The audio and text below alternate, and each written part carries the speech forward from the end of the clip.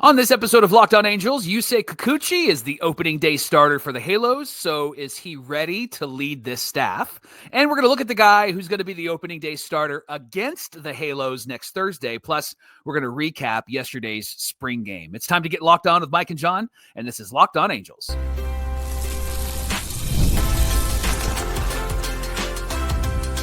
You are Locked On Angels, your daily Los Angeles Angels podcast. Part of the Locked On Podcast Network, your team every day. Thanks for making Locked On Angels your first listen of the day. You can find us anywhere you get your podcasts, including Apple Podcasts, Spotify, and SiriusXM by searching Locked On Angels. And if you'd like to get back to the Super Halo Bros for all the Super Halo content, here's some things that you can do. Leave us a rate and a review on Apple Podcasts. If you're watching on YouTube, hit that thumbs up button. And if you're not subscribed already, please subscribe and become a Locked On Everydayer. And whether you're watching or listening, come over to YouTube and leave a comment. It's one of the best ways to get in touch with us and be a part of the conversation. And this episode of Locked On Angels is brought to you by FanDuel. Right now, new customers can get $200 in bonus bets when your first $5 bet wins. Happy Friday to you, and thanks for being here for this episode of Locked On Angels, where it's your team every day. You've got the Frisch Brothers here with you, a.k.a. the Super Halo Bros. My name is John, and that's my brother Mike. And my name is Mike, and that's my brother John. Mike, if you go back and start this week, you'll see my slow decline getting sicker and sicker and sicker and sicker. So the end is coming, bro. I know. I'm trying to survive till opening day, but here's the thing: you can't put me on the IL. I'm not Anthony Rendon. I'm here. No. I'm here for you, baby. So Mike's going to take the lead a little bit today, but I did want to be part of the conversation with you guys. Hey, we're here 5 days a week talking Angels baseball every Monday through Friday. It's the one-stop shop for all your Angels talk and needs. Hey, on today's show, is Yusei Kikuchi the best opening day starter the Halos have had outside of Shohei Ohtani, at least for a while now? We're looking at the guy who's going to start opposite of Kikuchi on opening day for the White Sox. But first, Mike, they actually played the White Sox yesterday, and it was a 2-1 loss. There just wasn't much in the way of offense. We'll get to that, but let's talk about Angels pitching. Yeah, let's start with the pitching. Joel Hurtado started the game for the Halos, and we've seen him work in relief before, but he was a starter in High A Tri-City last year, 9-8, a 4.61 ERA, 26 starts, and 138 2/3 innings pitched. He had a high whip, 1.579, 5.3 walks per 9 innings. That's a lot, and then 8.7 Ks per 9.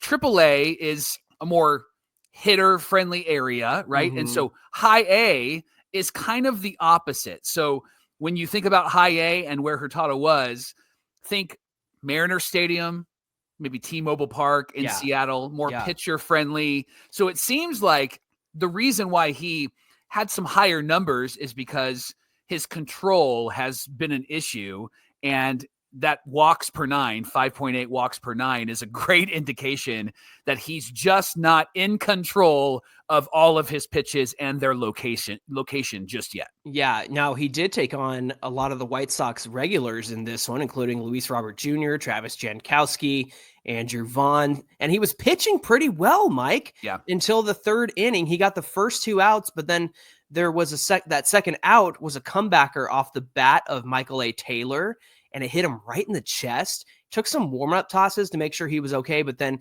gave up a 4-pitch walk to Jankowski and then a hit to Luis Robert. And so Ron Washington came out there and got him and said after the game that, he took that off the chest and just had his nerves going. He was scared. And so it was a big bummer because it was a young guy getting a start against a major league team, and he was pitching really well. I know it's the White Sox, but he was taking on those regulars really well. 2 2/3 innings pitched, 2 hits, 1 walk, and 1 strikeout for Joel Hurtado. So hopefully he's okay. And, he's not going to be part of the Angels this season, but that was a really promising outing from a young guy. And then he was replaced by Ryan Zephyr-John, wasn't he? Yeah, he came in to finish the inning. We did a segment on Zephyr-John earlier this week. You'll want to check that out. He's somebody that Ron Washington will be looking to use as a high leverage guy in situations moving throughout the year from the bullpen. He gave up a 2-run double coming in and gave it up to Andrew Vaughn.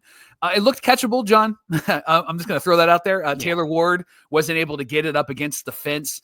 Maybe it was the wind, but I don't know if Ward actually saw it all the way Yeah. into at least not into his glove, but I don't know if he tracked it right away. Yeah, I think it was less a Zephyr John problem and more of a Ward problem, though Andrew Vaughn did hit that really hard. And, it's windy, it's hot out there, so it probably carried a little bit more than normal. But for Zephyr John to come in what, would have been a high leverage situation, 2 on, 2 out, and then give up that 2-run double, kind of a bummer. But I feel like that would have been on Ward in this situation. Kenley Jansen came in, and this guy, you haven't seen him because he lost his mother a few weeks ago. She passed away, so he has been with the family and dealing with all of those things. He did pitch against the top of the White Sox order, got 3 ground outs to Jankowski, Luis Robert, and Andrew Vaughn, and then Tim Anderson made a really good play, a couple really good plays at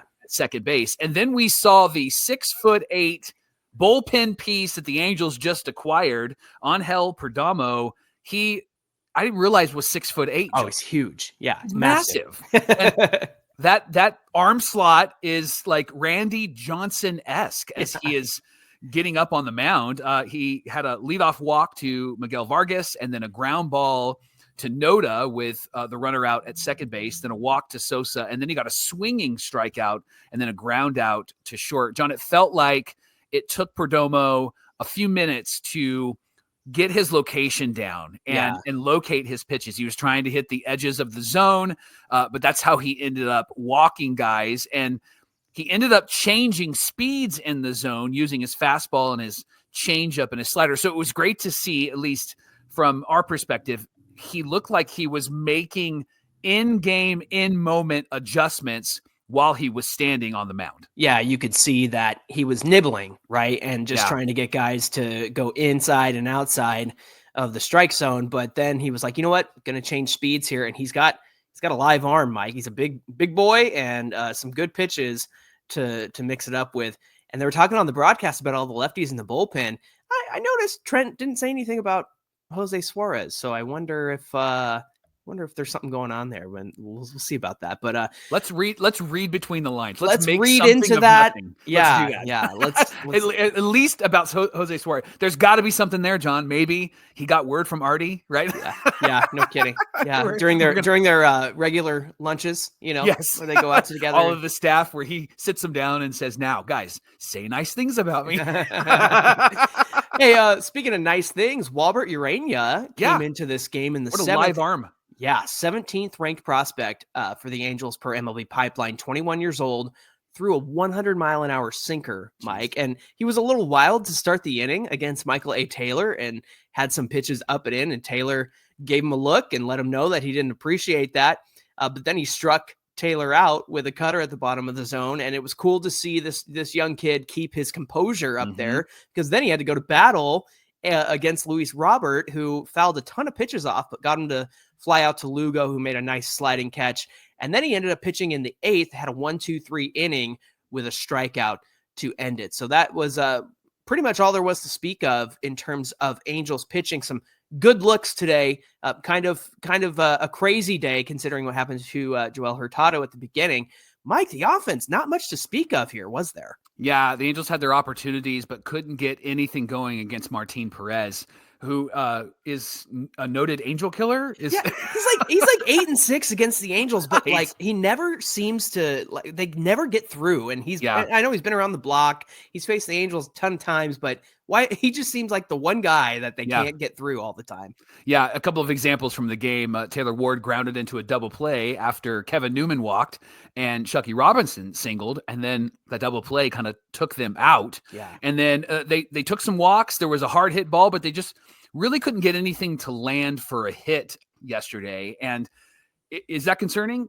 Yeah, a little bit, right? Like, because that's the offense that we've seen the last couple of years, where the Angels get some momentum and then a big ground ball takes them out of the game. One of our everydayers mentioned yesterday in the comments about Nolan Shonowell hitting second. We were talking about that potential opening day lineup, and they made a really good point. Shonowell can pull the ball a lot, and because he's slow, there could be a lot of first inning double plays. And that's the danger of having somebody like Shonowell near the top of the lineup with runners on. And we saw a bit of that yesterday where they had some momentum, but then a ground ball at the right spot, and that pitcher was able to get the Angels to slow them down, slow the momentum, and get them out of the inning.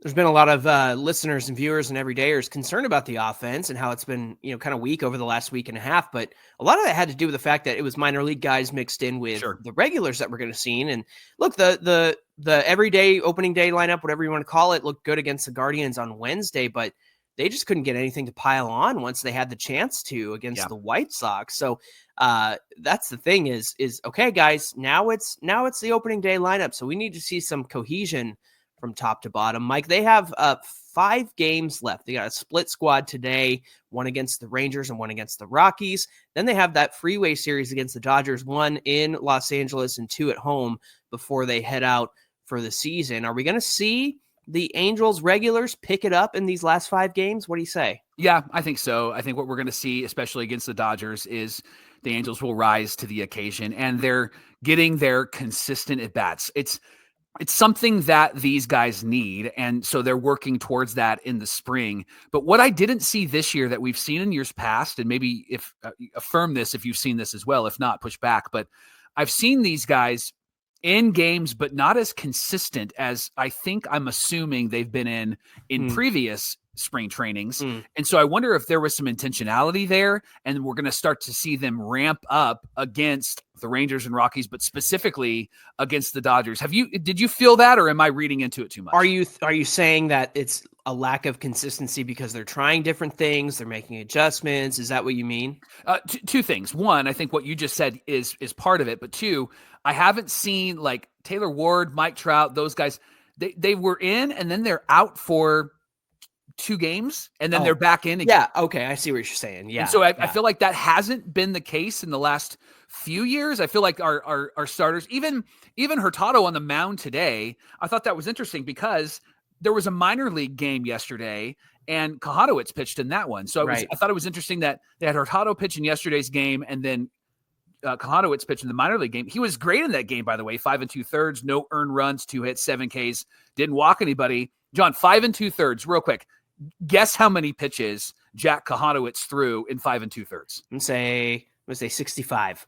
68. He threw 68 pitches because that's just what he does. So I just going back to the offense, I'm kind of expecting them to really turn it on and be in there regularly, especially as we get ready for the regular season. But I think you just it's time, fellas. Don't try anything. Go up there and do what you know that you can do moving forward, especially against the Dodgers. Even though it's a spring game, go in there acting as if this is a regular season game. Well, and I think a big approach to the way this season is starting is the fact that they start it on the road, which it feels like they always do. At least it's not in Oakland this year. Well, I guess nobody's in Oakland. It wouldn't be. That's a shame. But I will say that they have road games, they come back for a short stint, and then they're on the road for a real long time through April. So perhaps it's, the ramping up process that you're talking about, perhaps they're taking all of that into consideration because it's like, man, it's going to be real tough first month, not because of everybody that they're facing, but more because of just the schedule and how much they're going to be flying and traveling and things like that. So we'll see how it all ends up. I know that they benefit, I think in July when they were supposed to be in Tampa Bay. And so we'll see what happens there. They have a stretch of home games all in a row. So we'll see what happens. Hey, thanks for making Locked On Angels your first listen of the day. Coming up is Yusei Kikuchi, ready to lead this pitching staff in 2025. We'll share what he shared about his role on this team, and we'll get into that in just a minute. March Madness is here, and FanDuel's giving you a chance to get in on all of the action like never before. And if you're a new customer, you can get $200 in bonus bets if your first $5 bet wins. That's $200 to use on everything from buzzer beaters to Cinderella stories to who even is cutting down the net. Or maybe if there's a final game, championship game, and somebody has a lane violation when it was Duke and North Carolina. I can't believe that North Carolina lost because of a lane violation. Pelvis fracture, lane violation. You gotta know that they teach that back in easy elementary school leagues. You can't have a lane violation in a big game. Come on, guys. With tournament games happening almost every day, there's always something exciting to bet on, and FanDuel is here for you, and it's an easy app to download, and it's simple to use, and when you win, you get paid instantly. There's no waiting around. So visit FanDuel.com and get in on all of the college hoops action all tournament long. And Locked On Angels is also brought to you by Game Time. There's nothing better than catching a Major League Baseball game live. The crack of the bat, Johnny, the roar of the crowd, opening up all of your good food, helmet nachos. Can't wait for that. And if you're looking for last-minute deals, maybe you're like, I want to go to an Angel game, and it's the day of. You can go to Game Time. They're going to make it really easy for you with last-minute deals, all-in pricing, and the lowest price guarantee. Game Time takes all of the stress out of buying Major League Baseball tickets, especially Angel tickets. Plus, here's something interesting. Ticket prices drop as Game Time gets closer, and Game Time is the place where you can score an incredible deal. And with Game Time Picks feature, it helps you to find the best deals, and you don't have to put the effort in. It will find the deals for you, filters out all the fluff, all the nonsense, so you can get top discounts at Angel Stadium or wherever you're going. Take the guesswork out of buying tickets with Game Time. You can download their app right now, create an account, and use our promo code LOCKEDONMLB for $20 off your first purchase. Again, download their app, create an account, and redeem with LOCKEDONMLB. You'll get $20 off your first purchase. Download Game Time today. Last-minute tickets, lowest prices, guaranteed. This is the Locked On Podcast Network, where it's your team every day, and thanks for making Locked On Angels your first listen of the day. We appreciate you being everydayers, and I especially appreciate it today because of how under the weather I feel. But it you know what, Mike? And this is for our everydayers last year. For now, it's not typhus, everybody. Don't worry. I'm not going to the hospital, not like last year. And if you're new around here and you said typhus, Yeah. what? I'll share that with you at some point. Only So, John can yeah. get a disease from An when Oregon, dinosaurs an roamed Oregon the earth. Trail disease, right? Yeah, that's Yeah. that's one of the ways you died, I think, in the Oregon Trail game back in the day. Yeah, well, it's good to have you around, John. I'm here. I'm here. Let's talk about Yusei Kikuchi. He's going to be the team's opening day starter next Thursday. According to Ron Washington, it wasn't much of a revelation. It was obvious.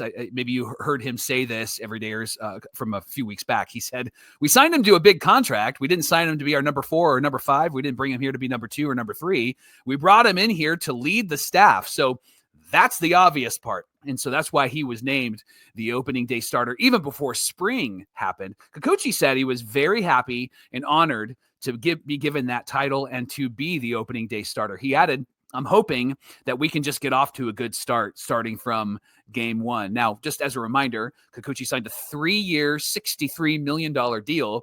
And I put this in the notes just for you, John. It was the largest free agent deal for the Angels since C.J. Wilson in 2011. John is a noted C.J. Wilson defender, aren't you? Yeah. For some reason, he gets wrapped up in Angels' bad contracts. And I'm like, look, just because he signed at the same time as Pujols doesn't mean that his contract was bad. In fact, if you look at it now, it's very affordable for the output that he got, and also was one of the best pitchers. I think that year, 2013, when the team was awful, I think C.J. Wilson was the best pitcher on the staff in that year. Yeah. Now, Yusei Kikuchi has never been an opening day starter in the big leagues. And he said the Angels told him in January to prepare himself for opening day. And Wash said he likes having Kikuchi as the staff leader, the staff ace, because of his stuff, but also because of his leadership. Wash believes that Kikuchi will be a positive influence with the young pitchers using his actions on the field, but also his words. Kikuchi said through an interpreter, obviously, it's my 7th year in the bigs. I've been around, so I want to help out in any way that I can, especially with the young guys. I do have a routine. I hope the young guys take notice of that and see how I prepare myself for games and that they'll maybe follow my lead in all of that. Now, leadership aside, the Angels, what they need from Kikuchi, John, is for him to be a good pitcher. Yeah. They want him to be a good pitcher like he was last season in Houston. So remind us of what happened last season with Kikuchi. Yeah, he had a 4.05 ERA in 32 starts across the Blue Jays and the Astros. But when he was traded to Houston, Kikuchi ended up with a 2.70 ERA in 10 starts after he was traded, struck out 11.4 hitters per 9 innings with Houston. I remember seeing that trade and going, what are the Astros doing? And then I realized that they identified something in Kikuchi that they were like, oh, we can fix that. Now, he did say what really helped me was using the backdoor slider more. It's something I always had, but I just wasn't using it. And with the Houston Astros, they helped me figure that out again. I'd like to use that more this year. And the good news is that Kikuchi said his slider and his curveball have been really good this spring. And one thing that Kikuchi noticed about his time with Houston was his preparation and pace. He said, we have a plan to take it slow in my preparation because if I throw too much and I ramp up too quickly, it's not good for my shoulder and my elbow. He also added that he must control the pace of play, and that starts on the mound when he's controlling that pace of play. And when he is in control of that, things go well for him and the team. So 2 questions here, Mike. First opening day starter for the last 10 years. Let's talk about them. Sandoval in 2024, Ohtani got 22 and 23. Dylan Bundy in 2021, Andrew Heaney in 2020. Oh gosh, Trevor Cahill in 2019, Garrett Richards, 2018, 2016. I think he earned that. And then Ricky Nolasco in 2017. So it's been 10 years, Mike. Outside of Ohtani, is Kikuchi the best opening day starter that we've had in these last 10 years? I think so. I think Garrett Richards does get a tip of the cap from me because I'm a fan of his. And if he didn't get hurt, he probably would have been one of the better Angel pitchers in Angel history. But I think he's somebody that you know what you're going to get from him. And it's not like cross your fingers, let's see what happens, like it was with Trevor Cahill or Ricky Nolasco or Patrick Sandoval or Andrew Heaney or Dylan, but keep going. Well, you know what? Bundy was coming off that really stellar 2020 season, but I think that was the problem, is that it was 2020. And so it was a very small sample size. Yeah. Right. So I do think that he's probably the best that we're going to see out there, and we know what we're getting from him. Here's a question to you. Is this rotation going to be Kikuchi, Soriano, Anderson, Hendricks, and some sort of combination of Detmers and or Kohanowitz? You think that that's how they're going to lay out? If they line it up like that, it's because of the lefty-righty splits, right? You got a lefty in Kikuchi, a righty in Soriano, lefty Anderson, righty Hendricks, and then Detmers, if he's making this roster, or I should say the rotation, he'll be the lefty. So Kohanowitz kind of throws a wrinkle into that because you might flip things around a little bit based on that. But again, I think if you're leading off with Kikuchi as a lefty, you're going to end up with a righty after him. And then, you're going to want to see that back and forth because that's traditionally how things go. It's not even just with the Angels. It's, most rotations in baseball will, bounce between a lefty and a righty. So it's going to be interesting to see how things stack up. I'm really excited to see Kikuchi on Thursday against the White Sox. And I will say this, if Joel Hurtado can do what he was doing against that White Sox lineup, who's, a high A guy, and, the other day, I think the Angels got to a high A guy with the Guardians, and it was like, well, fine, whatever. Yeah.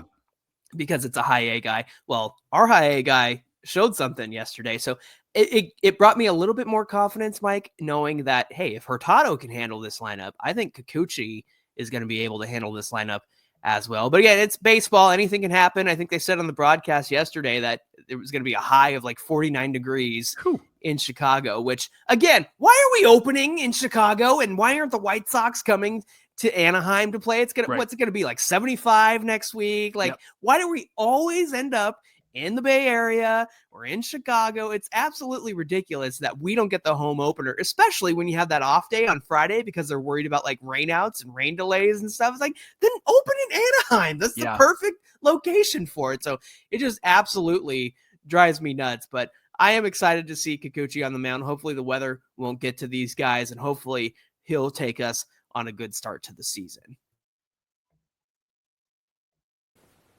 The NCAA tournament is here, and so is the bracket breakdown. Locked On Podcast Network and Amazon Fire TV channels are teaming up to deliver NCAA tournament coverage like never before. Watch studio shows featuring former players and Locked On's local experts as they guide you through every upset, buzzer beater, and bracket matchup. Stream it all for free on Amazon Fire TV channel. Search Bracket Breakdown to see it all for free. It's your team every day.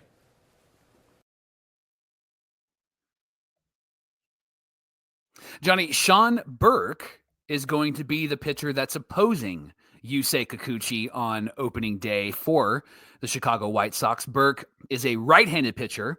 He's currently ranked 13th in the White Sox list of prospects, and previously was number 5 in 2023, but had some health issues that caused him to drop. Burke has 19 career innings at the major league level, but he did impress last season. 4 games, 3 starts, 2-0 with a 1.42 ERA and 22 strikeouts. Yeah, he's got a repertoire of a four-seam fastball, sits about 95, a slider at 87, a curveball at 79 miles per hour, and then a changeup at 85. So a good difference of speeds between the 4 pitches that he primarily throws. Now, Mike, what does Burke do well that the Angels need to know about? Remember, this is a small sample size of 19 innings, but there are things that we can learn from the time that Burke was in the majors. Why don't you talk about that 4-seam fastball? Yeah, it's really deceptive. It's something that Burke does well, and it's in the extension of his arm and his hand off of the mound. Now, extension is how far a pitcher's release point is from the pitching rubber.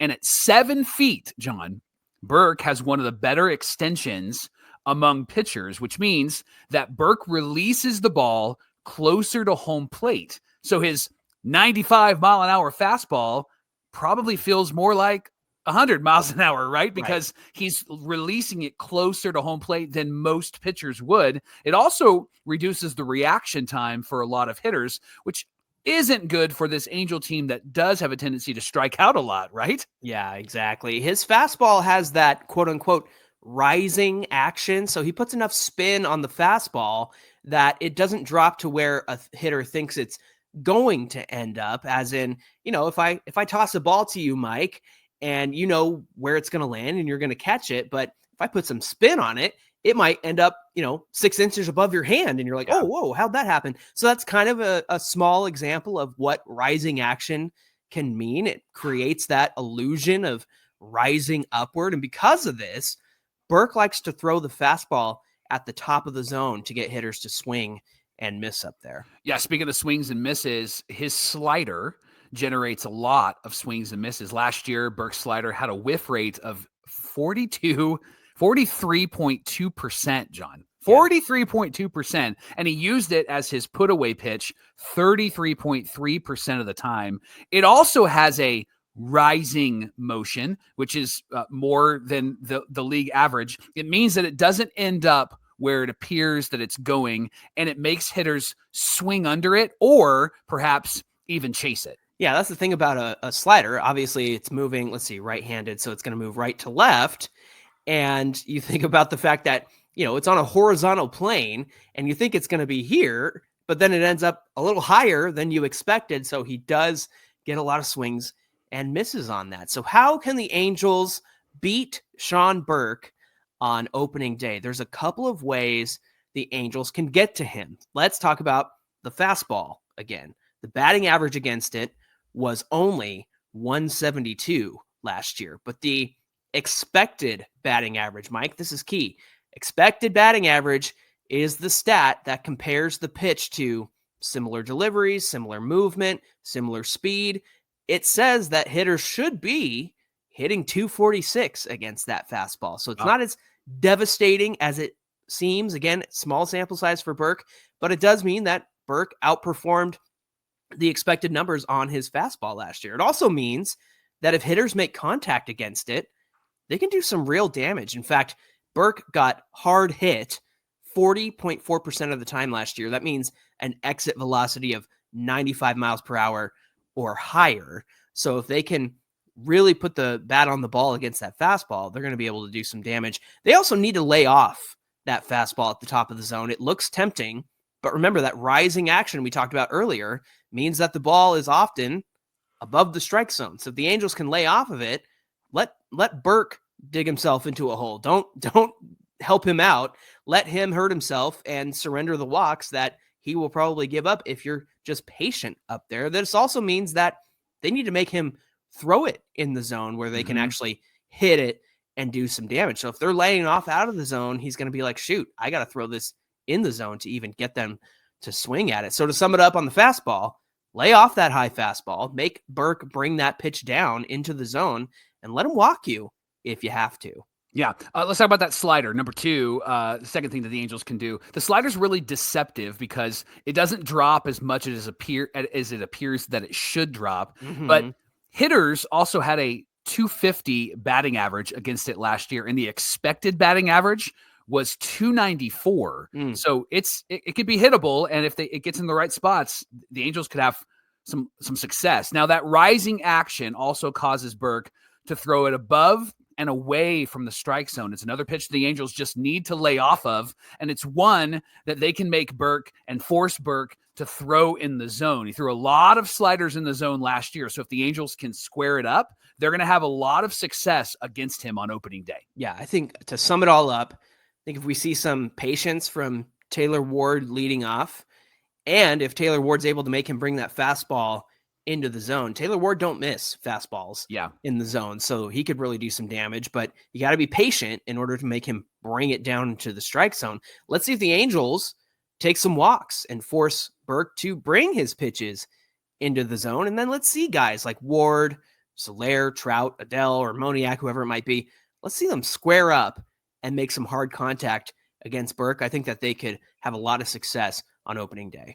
Hey, thanks for making Locked On Angels your first listen of the day. Now for your second listen, check out Locked On MLB with our friend Sully. You can find his show on YouTube or wherever you get your podcasts. Hey, we appreciate you being here. We'd appreciate your follow on social media at Locked On Angels on Twitter, at Super Halo Bros on Twitter and Instagram. Whether you're watching or listening, come on over to today's show on YouTube, get in the comment section because we always do our best to respond to each and every comment. Mike, what do we have on deck for tomorrow?